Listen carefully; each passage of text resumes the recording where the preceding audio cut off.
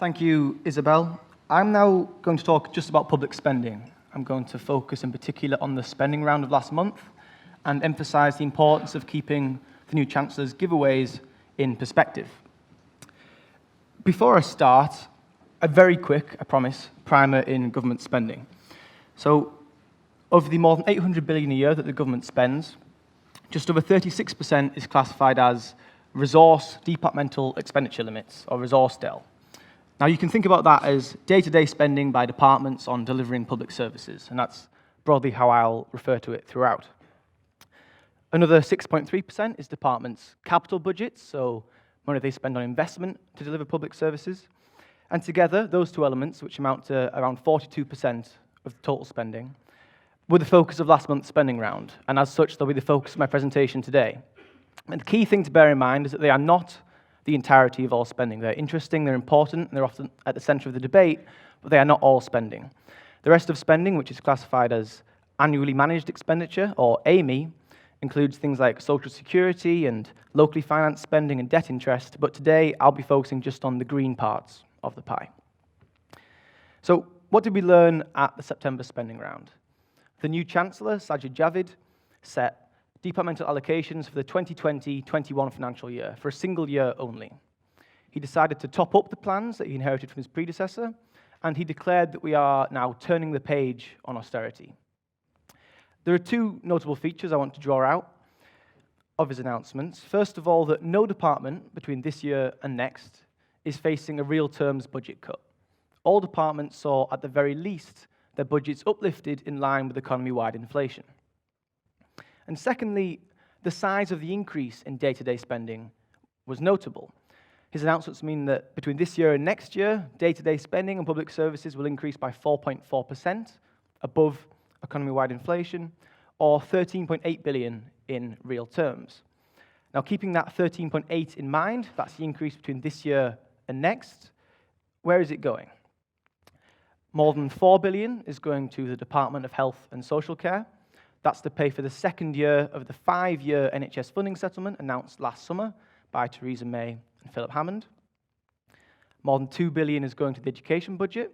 Most of that is earmarked for English schools as the government embarks on a process to start reversing the cuts to per pupil spending made since 2010. And there's also some extra money for further education colleges. There's around £1 billion for central government funding for local government, mostly ring-fenced for social care.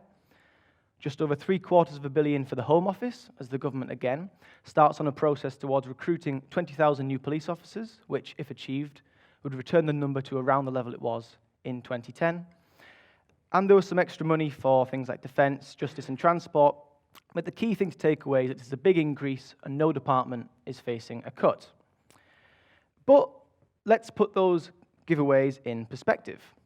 So day-to-day spending on public services since 2010, it fell steadily up to 2017-18. It's increased slightly, but next year, in 2020-21, it's planned to be 3% lower than it was a decade previously. If we also take into account growth in the population, and put this in real per-person terms, it's set to be 9% lower next year than in 2010-11. So you can see that spending's now on an upwards trajectory, and the Chancellor can say, if he wants, we've turned a page on austerity, but we are not yet back to where we were in 2010. The announcements for the increase planned in this year and for next year will be enough to reverse around 2/3 of the cuts in day-to-day spending, or 1/3 of the cuts in per-person terms, but we're not yet back to where we started. And importantly, within that total, different parts of the budget have fared very differently. So who've been the relative winners and the relative losers? If any of you have ever come to an IFS event like this before, it will be no surprise to hear that the Department of Health, now the Department of Health and Social Care, has been relatively protected and prioritized over this period. It will end the decade with a day-to-day budget almost a quarter higher than it started in 2010-11. Other parts of the budget haven't been so lucky. So if we look at local government services, so this is spending by local governments on the provision of services, which includes adults and children's social care, but also housing and planning services, it fell by 16% between 2010-11 and 2017-18. Numbers for the years after that are only available after the fact. The day-to-day education budget will be 4% lower next year than in 2010-11. The Home Office, 12% lower. Environment, Food and Rural Affairs, 19% lower. Justice, 23% lower. So all of these areas at the bottom there, their spending budgets are now ticking upwards. They're now seeing what I'm sure is a very welcome increase between this year and next. But it's not enough to return spending to back where it was. If we take all day-to-day spending outside of health, next year it will be 16% lower than a decade previously. And one consequence of repeatedly prioritizing the health budget while cutting almost everything else is that health grows to take up an ever-growing share of the pie. So the Department of Health, now Health and Social Care, is next year expected to take up 42% of all day-to-day departmental spending. That was 33% back in 2010-11 and 26% at the turn of the millennium. So one consequence of this is that health grows to take up more and more. And as Isabel mentioned there, as the population ages, we may well see that trend continue. So Mr. Javid's spending announcements must be seen within the context of what's happened since the financial crisis. Day-to-day spending on services by departments is now just over 14% of national income. It was more than 16% in 2007-8. If we strip out health, it's now at just over 8% of national income versus more than 11% in 2007-8. So we're now devoting a lower share of our economy to spending on these services. Some of that cut in spending by central government departments has been offset by an increase in locally financed spending, but by no means all. And the key thing is that total spending, which is one way of measuring the size of the state, total spending is now 0.6% of national income lower than it was. So we're now spending less than we were before the crisis. And the era of cuts might be over, at least for now, but it has no means been undone, and that's particularly true for the departments that faced severe cuts since 2010. And I want to put these announcements in the context of two other things. The first is broader historic trends in spending, and the second is Labour's plans at the 2017 general election. So first, a history lesson. Everything here is in today's prices. If we look at what happened to day-to-day spending between 1998 and 2010, so under Blair and Brown, it grew at an average rate of 4% a year. You can see that since then it's been cut and it's now ticking upwards again, but it's lower than where it started at the start of that decade. To look further back, we need to use a broader measure of public service spending, which includes spending not done by central government departments.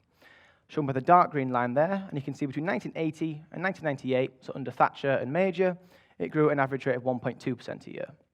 If we take the full 30-year period from 1980 to 2010, it grew at an average rate of 2.3%. So the historical norm has been for spending to increase in real terms over time. And that's to be expected because as the economy grows, tax revenues grow along with it, and even if you maintain the same share of national income going to public services, you'd expect it to increase in pounds billion terms. So given that, if you'd asked someone in the mid to late 2000s, say, where do you think spending will be in 2020, a reasonable expectation might have been for it to continue to grow at something close to historical averages. So if day-to-day departmental spending had grown by 1.2% a year, so the average rate it grew out under Thatcher and Major, spending would be £50 billion higher next year than is currently planned. If instead it had grown by 2.3% a year, so the average rate between 1980 and 2010, we'll be having day-to-day spending on public services around £100 billion higher next year than is currently planned. So it might be true that we're almost back to where we were in 2010, but we are far below where we might reasonably have expected to be, given what's happened throughout history. Now I want to turn to the Manifesto plans in 2017. So at the budget in March 2017, then Chancellor Philip Hammond set out some provisional spending plans. They had real spending falling slightly before flattening off. This was the last budget before the May general election. Between then and March of this year, Philip Hammond announced a great deal of extra spending relative to what was planned prior to that, most notably for the NHS in England. And that meant that the dark green line here shows spending was set to increase steadily in real terms over time. In last month's spending round, Mr. Javid topped up those plans again by next year by close to 12 billion. And by that means that next year, day-to-day spending on public services is planned to be 27 billion higher than was the case in March 2017, before the last general election. Now, how does that compare to what the Labour Party had in mind? In their last manifesto, Labour proposed a raft of day-to-day spending policies covering things like university education, childcare, social care, and together they added up to quite a sizable amount of spending. Most of them related to the 21-22 financial year, and we estimate that Had that manifesto been implemented, that would take spending on this path to that cross by 21-22, assuming it was implemented gradually. Now, what's striking is just how close the new spending plans for Mr. Javid are to what's implied by the Labour Party's manifesto. And what is certainly true is that the current spending plans under this Conservative government are far closer to Labour's last manifesto than what was planned prior to the election, or indeed what was in the Conservative manifesto.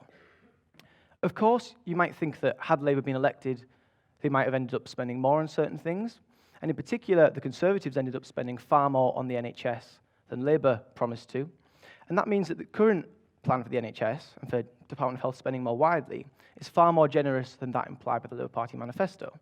So had Labour come into government, and we think that upon entering government they decided to increase NHS spending to the same degree as the Conservatives ultimately have done, that would mean spending about 5 billion more next year and 8 billion more the year after, shown here by the dark red line.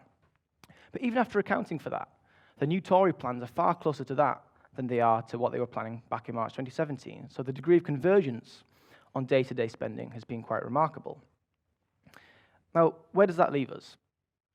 Spending is almost back to 2010 levels, but it's considerably lower than where we might reasonably have predicted prior to the crisis. The latest plans for next year look strikingly similar to the day-to-day spending implied by the Labour Party's manifesto. But importantly, within that total, the composition is different. And that's because the Conservatives have broadly matched Labour's plans for schools funding, albeit a few years later. They've gone some of the way there on further education and on social care. The Conservatives have in fact exceeded Labour's plans for the police and far exceeded them on the NHS. But they haven't matched Labour's plans for a big increase in spending on university education and on early years and childcare. At least they haven't yet. Now, they're not the only differences between the two parties. Labour also promised some extra spending on social security. But there's one thing I want to focus on here, which is investment spending, and that's where the gap between the parties is a little bit wider. I'm going to show you here spending on public sector net investment as a share of the economy. So you can see that it's bounced around a fair bit over the last 40 years or so. It peaks in 2009-10 because, number one, the economy shrank, so a given level of spending as a share of the economy will be greater, and also the Labour government brought forward some investment spending as part of a fiscal stimulus package in response to the crash.